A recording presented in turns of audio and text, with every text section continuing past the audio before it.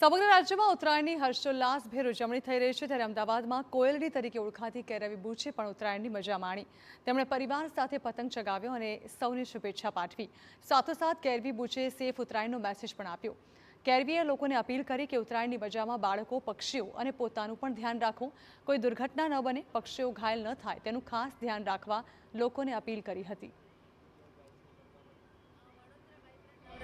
ઉત્તરાયણ એટલે બહુ જ રૂડો અવસર છે, તો ભરીને પતંગ ચગાવો, ખૂબ મજા કરો. પણ એટ ધ સેમ ટાઈમ મારા ફેન્સને, ફ્રેન્ડ્સને મેસેજ આપવા માંગુ છું કે સેફલી કરો, કારણ કે ઘણા અકસ્માત થતા હોય છે. તો સેફલી પતંગોનું ધ્યાન રાખીને, છોકરાઓ બાળકોનું ધ્યાન રાખીને અને દોરીથી આપણા હાથને બચાવીને, સનસ્ક્રીન લગાવીને, આ બધા જ મેસેજ હું તમને આપવા માંગુ છું. પક્ષીઓનું ખાસ ધ્યાન રાખીને સેફ ઉત્તરાયણ કરીએ.